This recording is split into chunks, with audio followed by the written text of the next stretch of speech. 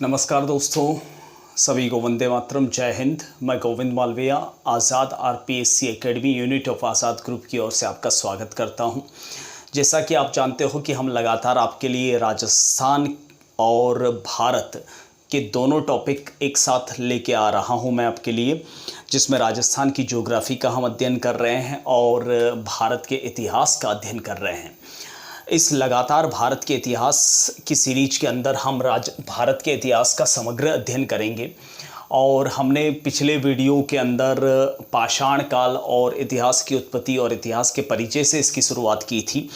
आज के इस टॉपिक में सबसे महत्वपूर्ण हम भारत की सभ्यताओं का अध्ययन करेंगे और स्पेशली एक मुख्य सभ्यता सिंधु घाटी सभ्यता का अध्ययन करेंगे। आप वीडियो के साथ साथ और अंत तक बने रहिएगा। और मेरी एक छोटी सी रिक्वेस्ट है कि देखो, कहीं ना कहीं आपकी हौसला अफजाई ही हमारे लिए एक एनर्जी है। फ़िलहाल तो हम आपसे कुछ भी नहीं मांग रहे हैं और मांगना भी नहीं चाहते हैं। एक गुरु का आदत नहीं होनी चाहिए कि वो आपसे कुछ मांगे, लेकिन इतना ज़रूर है कि गुरु की हौसला अफजाई के लिए आप इस वीडियो को लाइक करें और अधिक से अधिक शेयर करें। और अगर आपको पसंद आता है तो आप चैनल को सब्सक्राइब ज़रूर करें ताकि हमें और उत्साह मिले और ऐसे ऐसे कंटेंट हम आपके लिए लाते रहें। मैं आपको यकीन ही नहीं, गारंटी दिलाता हूं कि इससे बेहतर आपने भारतीय इतिहास कभी नहीं पढ़ा होगा कंपटीशन के लिहाज से। ठीक है, तो चलिए बिना वक्त गंवाए शुरू कर लेते हैं भारत के इतिहास को। देखिए, हमने पिछले वीडियो में एक बात की थी और वो बात थी कि इससे पूर्व जो आदि मानव था, जिसे हम निएंडरथल कहते हैं, ठीक है, निएंडरथल की कैटेगरी का प्रोटो ऑस्ट्रेलॉयड मानव था। इस मानव को हमने देखा था पाषाण युग में, पत्थर के समय में। उस पाषाण युग या पाषाण काल के अंदर मनुष्य क्या करता था? आखेट करता था। कहीं पर भी पत्थर उठाया, पत्थर का औजार उठाया, शिकार के पीछे भागा, शिकार को मारा, खाया और निकल लिया। इसके अलावा उसकी कुछ भी ऐसी वैसी लाइफ नहीं थी। आप ऐसे इंसान को क्या बोलोगे? आज की आधुनिक परिभाषा में उस इंसान को हम क्या बोलेंगे? असभ्य। ठीक है, आदि मानव या असभ्य मानव। लेकिन अब हम जो चर्चा करने वाले हैं वह करेंगे, उस चर्चा का नाम होगा जिसे हम कहेंगे सभ्य मानव। और आप भी जानते हो कि सभ्य मानव जो है वह कहाँ रहना पसंद करता है? जहाँ उसकी आवश्यकताएं पूरी होती हो। और मनुष्य की आवश्यकता की मूल जड़ क्या है? जल। क्योंकि आप जानते हो, जल है तो कल है, बिन पानी सब सून। और जल कहाँ मौजूद होता है? समुद्रों में। वो तो खारा होता है, यूजलेस। जल होता है नदियों के किनारे। यानी अब हम सभ्य इंसानों की बस्तियां अर्थात सभ्यता पढ़ना चाहते हैं।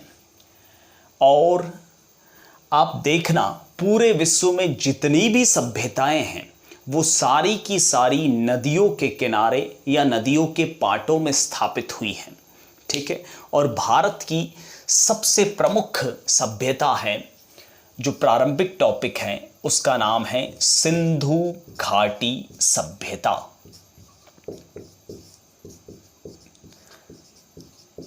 थोड़ा सा मैं मैप के अकॉर्डिंग बता दूं आपको, तो मैं थोड़ा सा अखंड आर्यावर्त को बना लेता हूं।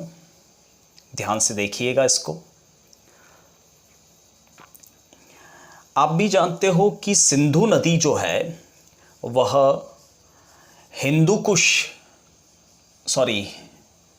हिमालय पर्वत में मानसरोवर और राक्षस ताल के मध्य से निकलती हैं, मध्य हिमालय से, और सियाचिन ग्लेशियर से होते हुए वह डेरा गाजी खान के रास्ते से पाकिस्तान के पेशावर शहर के ईस्ट से होते हुए पाकिस्तान के कराची शहर के निकट मकरान तट पे समाप्त होती हैं।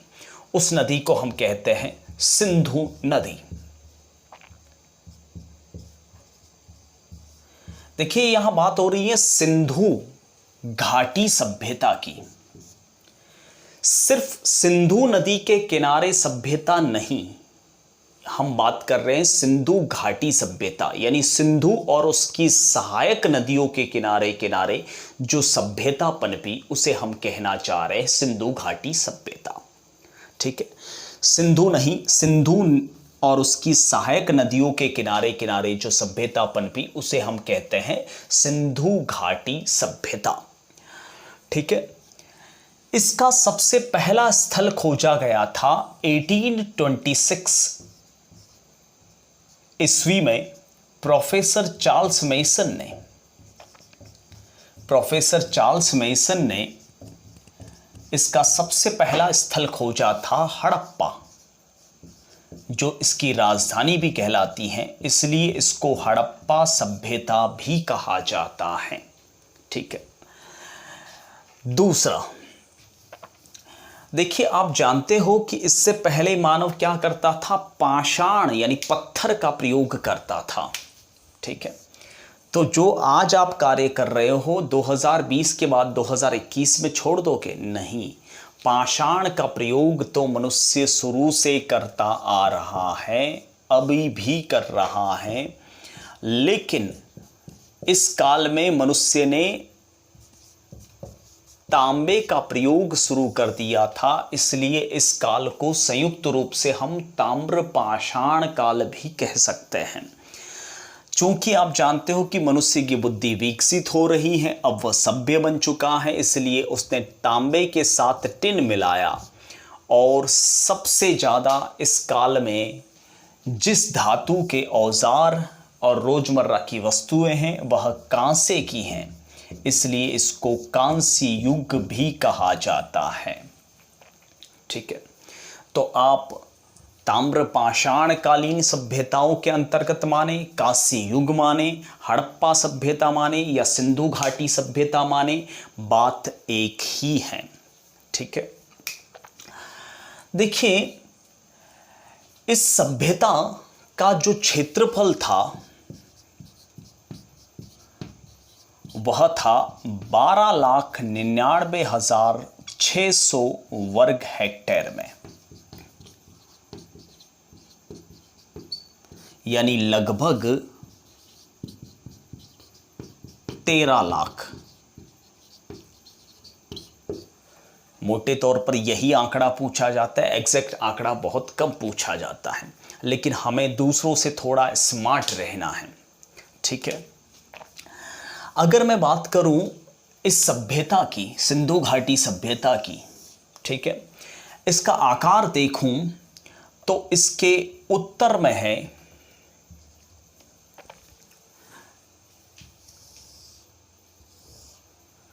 नॉर्थ साइड में है, वह है मांडा, जम्मू एंड कश्मीर के अंतर्गत। ठीक है, चिनाब नदी के किनारे। सबसे पश्चिमी छोर को देखा जाए तो वह है सूत का गेंडोर, जो कि बलूचिस्तान प्रांत पाकिस्तान के अंतर्गत माना जाता है। हिंडन नदी के किनारे। सबसे पूर्वी स्थल की बात की जाए तो वह है उत्तर प्रदेश के मेरठ जिले में, वह है आलमगीरपुर।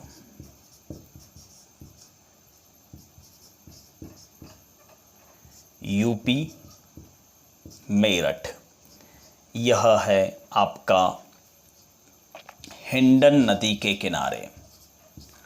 यहाँ गलती से मैंने हिंडन नदी लिख लिया है, इंसान हूँ, गलती होती है। यह है दाश्क नदी के किनारे। और सबसे दक्षिणी छोर है और वो है महाराष्ट्र के अहमदनगर के अंदर दायमाबाद।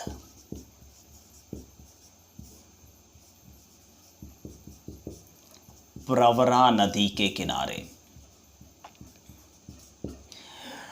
इस लिहाज से देखा जाए तो सिंधु घाटी सभ्यता इस इलाके में फैली हुई थी। सिंधु घाटी सभ्यता का मोटे तौर पर समय जो निर्धारित किया गया है वह अलग अलग पुरातत्ववेत्ताओं ने अलग अलग निर्धारित किया है।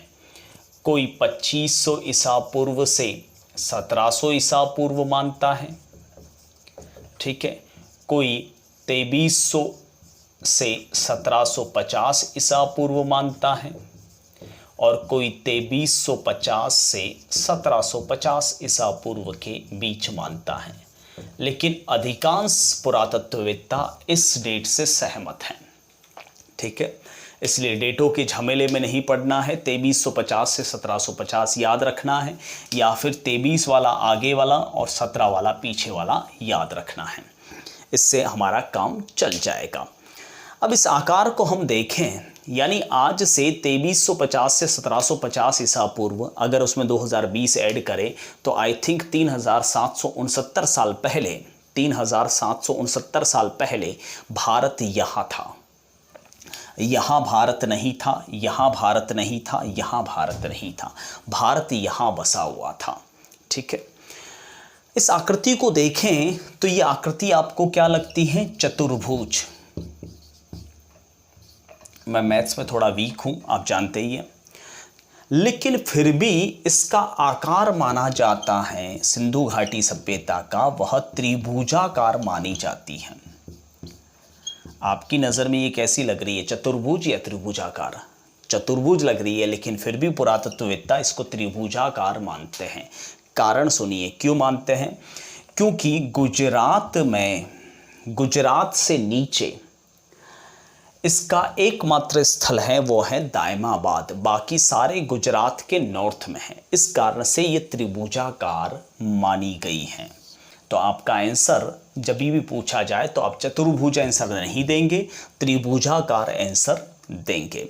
तो ये था सिंधु घाटी सभ्यता का आकार, ठीक है। अब बात कर लेते हैं कुछ और चीज़ों की, ठीक है। सिंधु घाटी सभ्यता में अब तक लगभग 1000 से भी अधिक स्थल खोजे जा चुके हैं। एग्जैक्टली आंकड़ा अभी थोड़े दिनों पहले मैंने इंटरनेट पे पढ़ा था। अब तक जो खोजे गए स्थल हैं उसमें संख्या बताई गई है 1027। एग्जैक्ट आंकड़ा नहीं पूछेंगे आपसे, लेकिन 1000 से ऊपर स्थल खोजे जा चुके हैं सिंधु घाटी सभ्यता के। उन 1027 स्थलों में सबसे प्राचीन जो स्थल खोजा गया है वह है हड़प्पा, ठीक है। और सबसे नवीनतम स्थल जो खोजा गया है वह है शौर्तुघई, जो कि अफगानिस्तान में है। अभी हाल ही में एक और स्थल वह पलथाना खोजा जा रहा है हरियाणा में, लेकिन अभी तक वेरीफाई नहीं हो पाया है पुस्तकों में। तो हो सकता है कि पलथाना भी आपके काम आ जाए, ठीक है। अगर राजस्थान में सबसे नवीन स्थल खोजा पूछा जाए तो आपका उत्तर होगा बालाथल, जो कि उदयपुर जिले के अंतर्गत पड़ता है, ठीक है। देखिए, बात करें सिंधु घाटी सभ्यता की, तो इस सिंधु घाटी सभ्यता में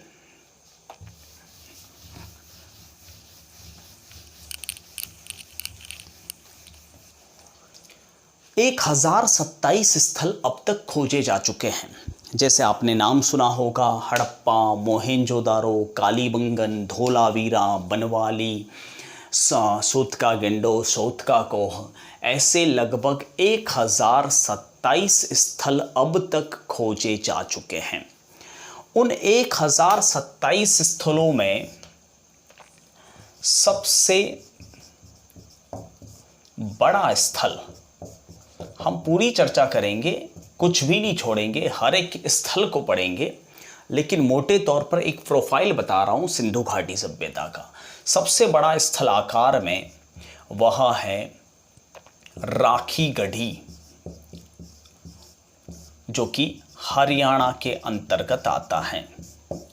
नंबर 2 पे है धोलावीरा, लेकिन किसी किसी पुस्तक में आप धोलावीरा को सबसे बड़ा स्थल पढ़ रहे होंगे, तो मैं आपको बता दूं धोलावीरा सेकंड नंबर पे आता है। कारण ये है क्योंकि उसका जो वो सबसे बड़ा स्टेडियम है वह धोलावीरा से काफ़ी दूर है, जो पुरातत्ववेत्ताओं ने धोलावीरा में इंक्लूड नहीं कर रखा है। अगर धोलावीरा में स्टेडियम इंक्लूड किया जाता है तो धोलावीरा सबसे बड़ा स्थल माना जाएगा, राखी गढ़ी से भी ज़्यादा। लगभग ये फैला हुआ है 250 हेक्टेयर में, और ये फैला हुआ है 200 हेक्टेयर में। ठीक है, यानी 50 हेक्टेयर का तो अकेला स्टेडियम है।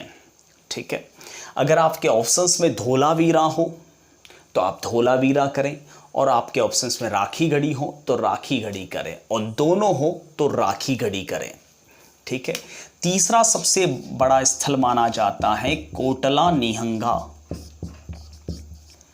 जो कि पंजाब और हरियाणा और दिल्ली के आसपास सटा हुआ है। चौथा बड़ा स्थल माना जाता है मोहेंजोदाड़ो। कभी आपको क्रम पूछा जाए तो यह सिंध प्रांत में पड़ता है, पाकिस्तान में। अब 4 ही लिख रहा हूँ, बाकियों को तो लिखने की आवश्यकता नहीं कि ऑप्शन 4 ही होते हैं। अगर आपको क्रमानुसार पूछा जाए तो बड़े स्थलों का ये क्रम है। ठीक है, अब बात कर लेते हैं कुछ और विशेषताओं की। सबसे सुव्यवस्थित,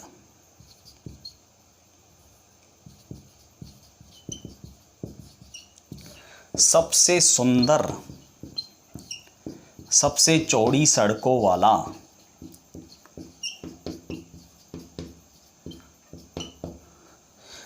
तीन भागों में बटा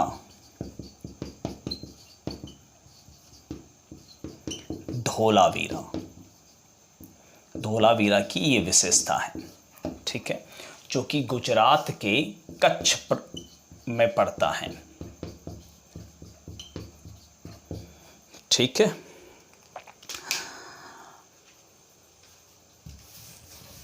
देखिए सिंधु घाटी सभ्यता जो है वह एक नगरीय सभ्यता है।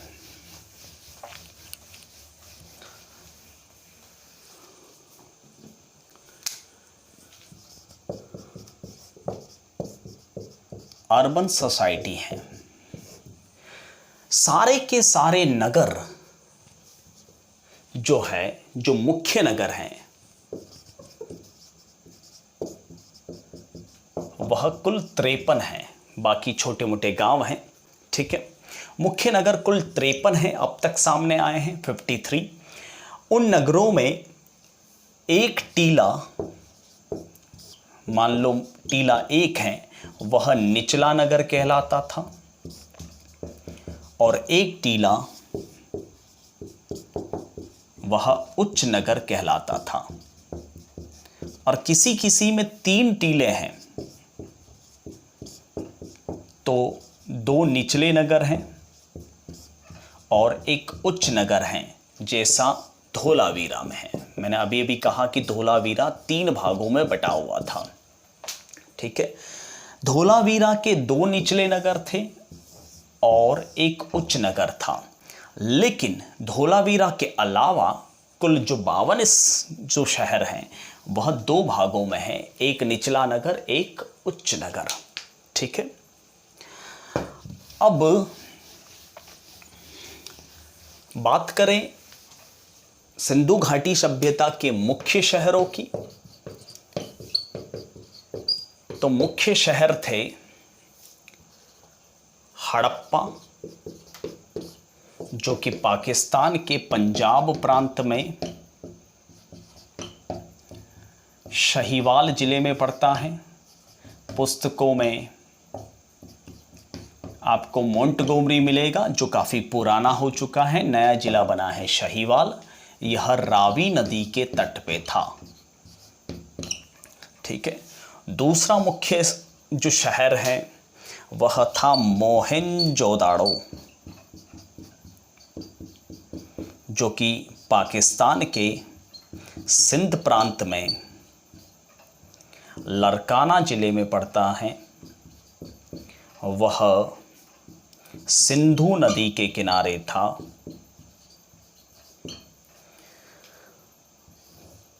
तीसरा प्रमुख स्थल है धोलावीरा,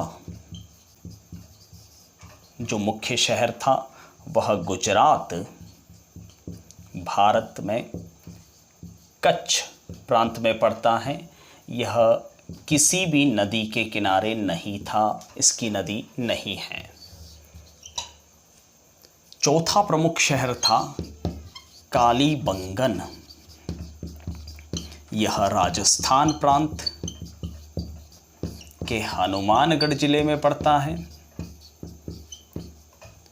घग्गर नदी के किनारे। पांचवा प्रमुख शहर था वह था बनवाली। यह हरियाणा में पड़ता है। यह भी घग्गर नदी के किनारे था। ये 5 प्रमुख शहर थे सिंधु घाटी सभ्यता के। आप देखना सारी पुस्तकों में सिंधु घाटी सभ्यता के जितने भी सिक्के हैं वह 5 कोनों वाले सिक्के हैं। आपने मोहनजोदारो फिल्म देखी होगी, उसमें शर्मन यानी ऋतिक रोशन के पास में भी 5 कोनों वाला सिक्का था। यानी ये 5 कोने जो हैं वह 5 सिंधु भूमि के शहरों के निशानदेही बताते हैं। मोहनजोदारो का मुख्य जो पशु था वह था हिरण। हड़प्पा का प्रमुख पशु था सांड। बनवाली का प्रमुख पशु था मछली। कालीबंगन का प्रमुख पशु था गेंडा या ऊंट।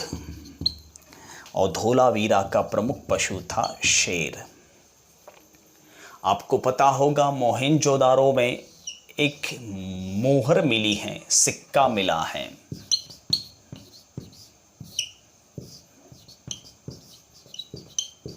देखिए, मुद्रा प्रचलन में सिक्के काम नहीं आते थे, ये जस्ट मोमेंटो होते थे। इस सिक्के के ऊपरी भाग पर एक त्रिशूल जैसी आकृति है, नीचे ऐसा और नीचे सैंधव लिपि में कुछ लिखा हुआ है। प्रोफेसर माधव स्वरूप वत्स कहते हैं कि ये त्रिशूल है। प्रोफेसर जॉन मॉर्टिमन व्हीलर कहते हैं कि ये त्रिनेत्र है। ये कोई त्रिभुज नहीं है, पालथी मार के कोई योगी बैठा है।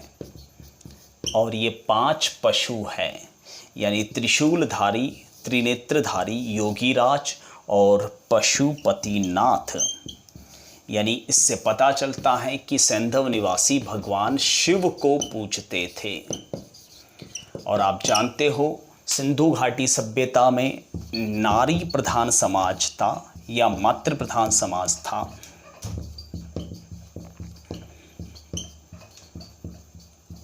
नारी को कौमार्य अवस्था में पूजा जाता था, यानी शक्ति को भी पूजते थे।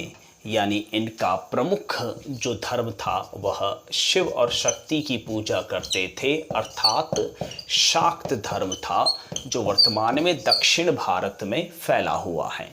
और मैंने आपको टॉपिक की शुरुआत में ही कहा था कि सिंधु घाटी सभ्यता के निवासी अर्थात प्रोटो ऑस्ट्रेलॉयड पहले उत्तर भारत में रहते थे, उनको आर्यों ने खदेड़ कर दक्षिण भारत पहुंचा दिया था। और दक्षिण भारत में आज भी शाक्त धर्म चलता है।